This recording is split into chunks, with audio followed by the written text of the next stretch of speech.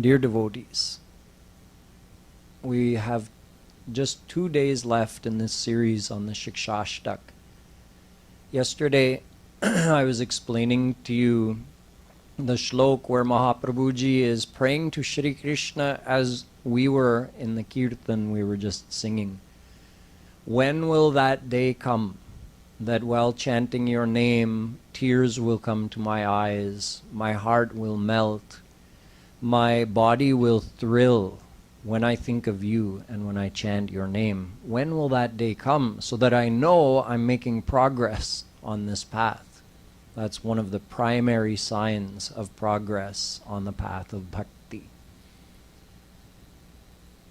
Further ahead, Sri Chaitanya Mahaprabhuji describes what we can say is the ultimate state of longing for Sri Krishna. He says, Yugaitam nimeshena chakshusha pravrishayitam shunyaitam jagat sarvam govinda virahena me. He's referring to a devotee's viraha for Sri Krishna.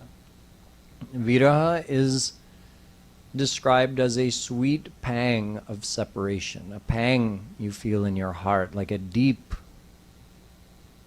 but sweet pain of separation. We call that viraha.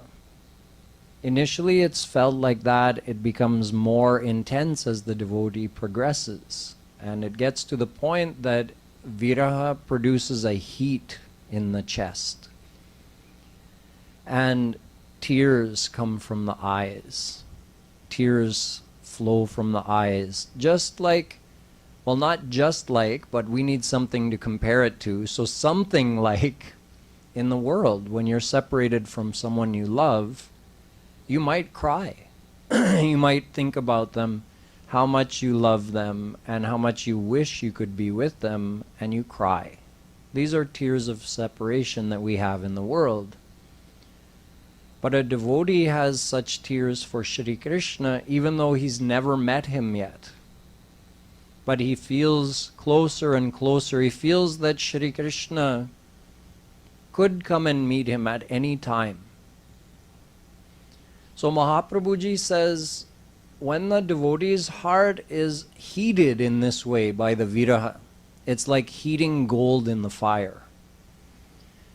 Gold may have some impurities, but the more times you put it in the hot fire, it starts glowing and those impurities get burnt off.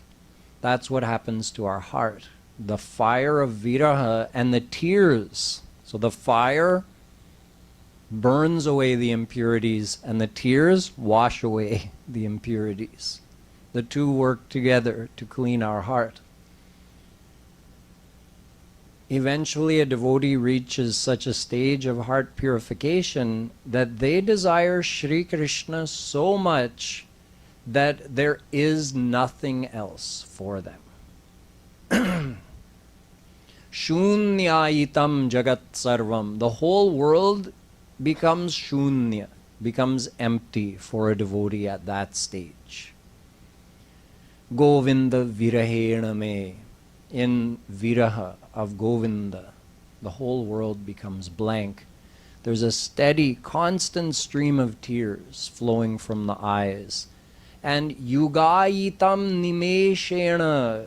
One nimesh is like a blink of an eye. A blink of an eye feels like a yug.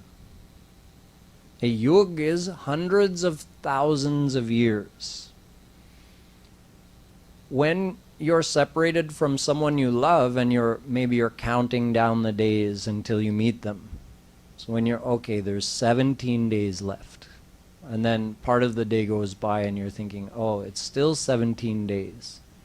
And then the next day comes and okay, it's 16 days. But the days just go on and on when you're counting down like that.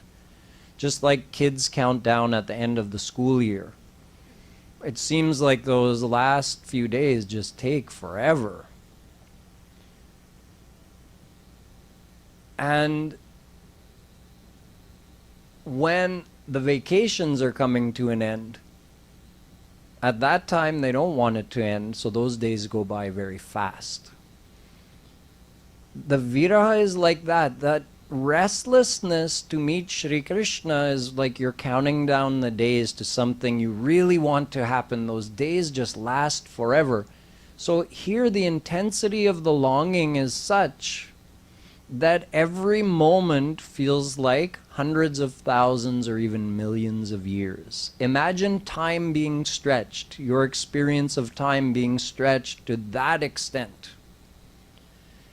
We can look inside ourselves and we can judge how much progress we've made and how much farther we have to go. आप अपने अंदर देख सकते हैं और समझ सकते हैं कि हम कितनी दूर चले हैं और कितना बाकी है, कितनी तीव्र इच्छा है श्री कृष्ण से मिलने के लिए. How intense is your desire to meet Shri Krishna? Does every moment feel like millions of years? No. That's the point we have to get to. Believe it or not, that's where we're getting to. We're moving in that direction. One time a disciple asked his Guruji, Guruji, when will God come to me? Guruji said, I'm busy right now. We'll take up this topic later. I'm going down to have a bath in the river right now. You can join me. So the disciple accompanied him down to the river and they took a bath in the river. So when they were in the shallow river, maybe up to here or up to here, Guruji took his disciple's head and pushed it under the water. So at first the disciple was thinking that, Guruji must have something he wants to teach me, so I'm not going to struggle. He just stayed still, but his breath runs out. So as the breath is running out, he started to get more restless. But Guruji kept holding him under. So he's thinking, Guruji is going to let me up any time now. He kept waiting. Now his breath is really coming close to the end, so he started to struggle to get up, and Guruji held him down more. And when he got to the point that he felt like he was going to lose consciousness, Guruji pulled him up, and he took his breath, like filled his lungs with the air. And Guruji gave him a few minutes to recover from that experience. And then he said, you know how much you wanted that breath when it felt like you were going to die? And if you didn't get a breath in the next second, you were going to die? That's how badly you should want to meet Shri Krishna. That's how intense your desire to meet him has to be. When your desire is that intense, he's there. So he's waiting for us to have a sincere, complete, and total desire for him. We're not there yet, but we can judge. Have we improved? Is our desire stronger than it was when we began on this path? That can help us understand that we are making progress, how quickly we're making progress, and how much further we have to go. How much further do we have to go to get to that level of longing? We were just chanting in the Kirtan, Hai hai kari it ut bhajat tanu sudhi bisarai hai. When will that day come that in longing for you, I'll see you and I'll run to meet you and you'll vanish. And then I'll see you over here. So I'll run that direction to meet you. And you'll vanish again. And in this excitement, I'll lose the consciousness of my own body. This is such a high state of devotion. One time It's told in Braj, there was a Babaji, and this Babaji was aged, and he was a devotee of Shri Krishna. He was a Madhurya Bhav devotee. So this Babaji thought of himself as one of Krishna's gopis, and he loved Shri Krishna with that Priyatam Bhav. He was in this state where he was so much longing to see Krishna, he would actually have a devotional vision of Krishna. He would see him over there and he would run to grab him, and Krishna would disappear. And then he would see him over here, so he'd run over there to grab him. And one time when that was happening, Krishna was playing with him in this way. His heart wasn't completely pure yet, so Krishna hadn't appeared, but he was very close. So one time when this game was going on, Babaji's matted hair, his matted locks, got tangled in a bush. Because he was in the jungle, and he was running to try to catch Krishna, and his hair got entangled in a bush.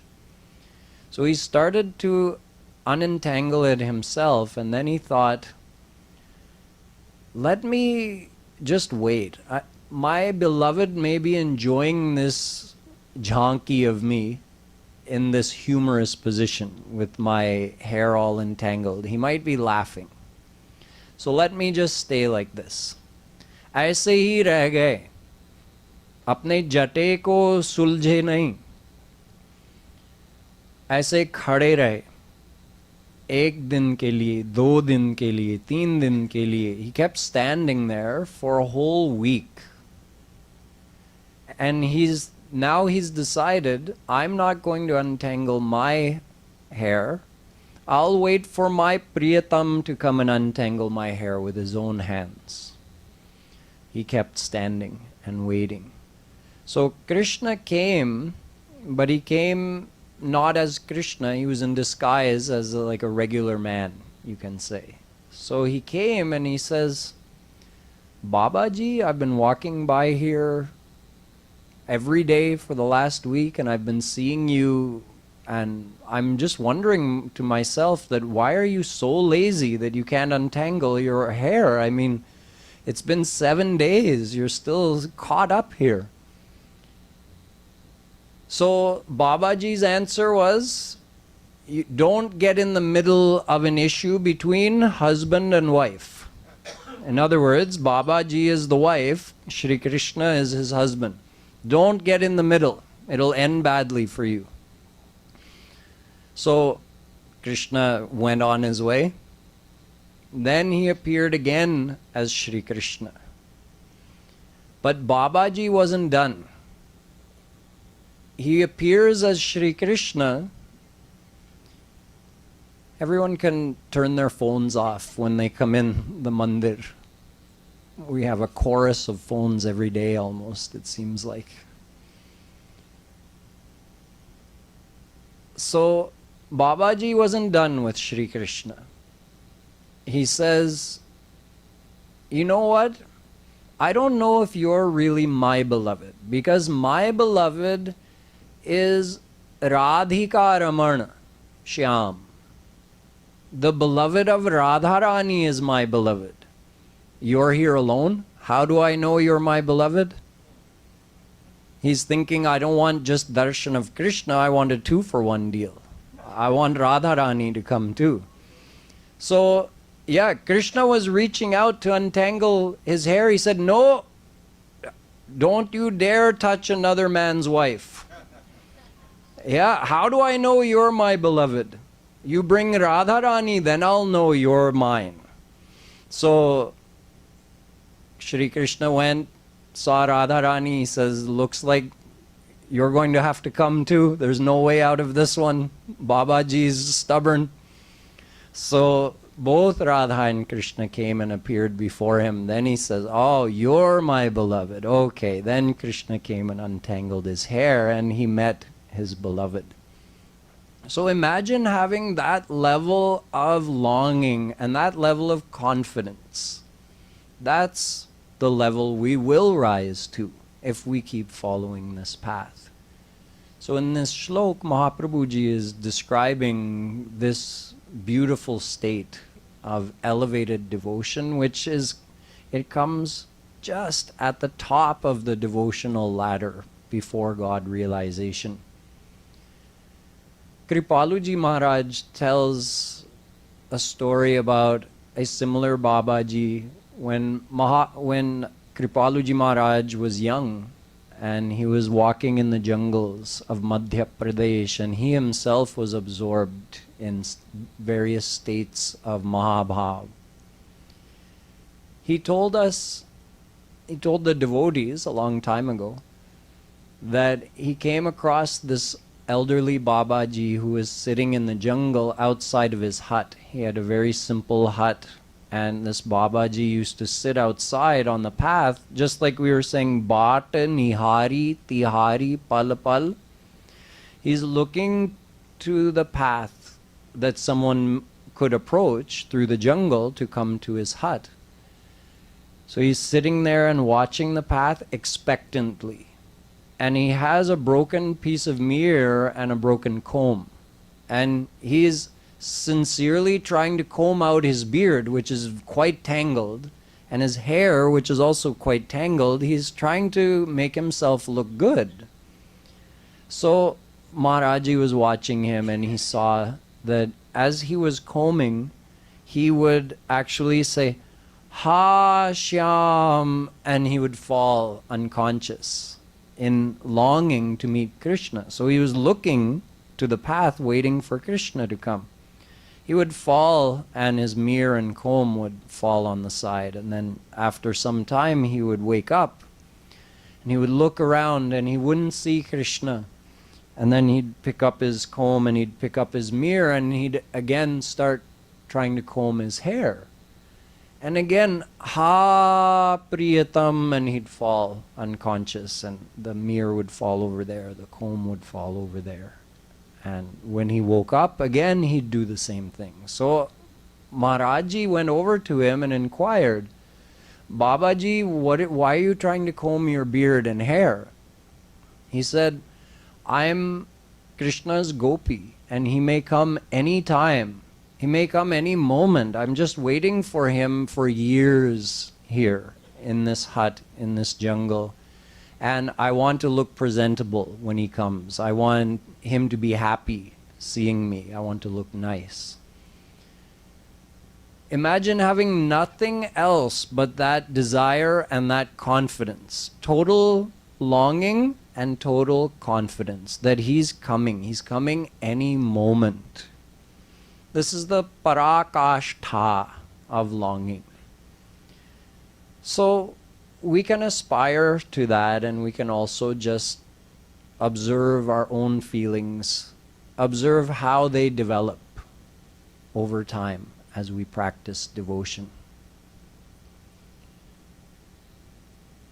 There are two more shlokas remaining.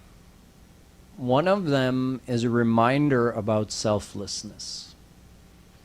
Ashlishya va padaratam pinashtuma madarshanan marmahatang karotu va yatha tatha va vidadhatulam pato mat prananathastu saivana parah. In the words of a gopi, Mahaprabhuji is saying to Shri Krishna that, well, what he's really doing is giving a challenge. If you'll remember earlier in one of the first shlokas I explained, Mahaprabhuji was saying that we should be selfless. He was saying, I want your ahaituki bhakti, your unconditional love for you. Here he's giving an example of this kind of unconditional love. So he says, as a type of challenge to Shri Krishna, that you may treat me in three different ways. There are only three possibilities. You can hug me In other words, shower your affection upon me. You can do the opposite. You can scold me. You can even tell me to get out. Or in between, udas. Oh, I don't even know you. Who are you? You don't even look at me. So either affection, cope, or udasinata, just not even knowing me, not even recognizing me.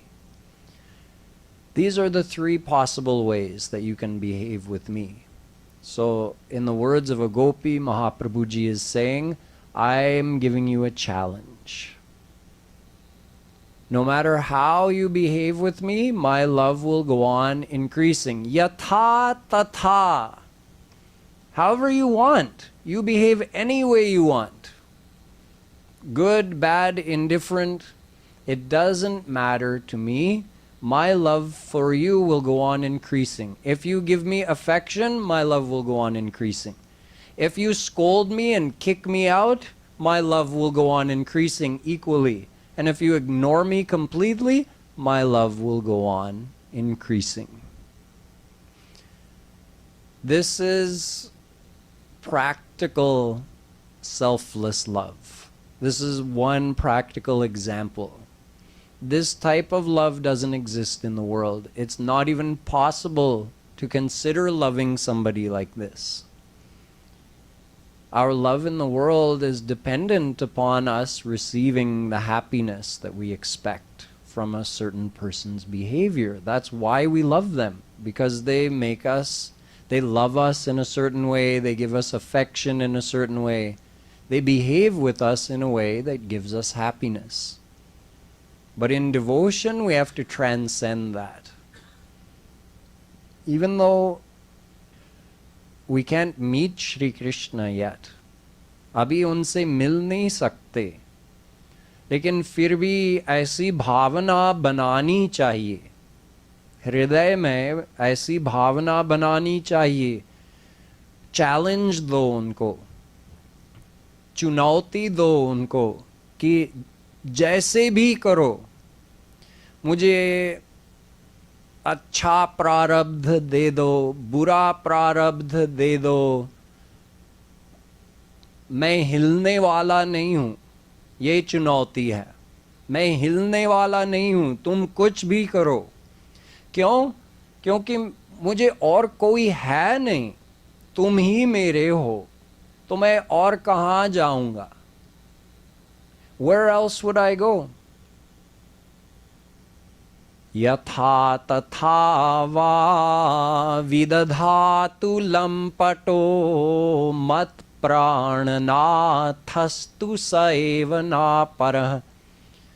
Sa eva, you only are mine. Na paraha, there's no one else. Prananath, you are the Lord of my soul. You are the life of my life. Where else would I go? There is no one else for me. So when a devotee understands this, that Krishna alone is mine, there's nowhere else I could go, He is my refuge, He is my true love, then you take that next step and develop those feelings of selfless love. That whatever happens to me, however you treat me, I'm only going to go on loving you more and more and more.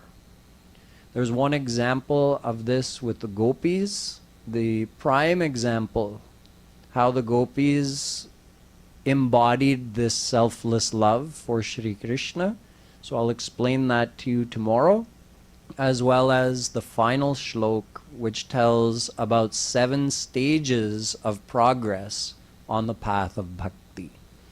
Boliye Vrindavan Bihari Lal Ki.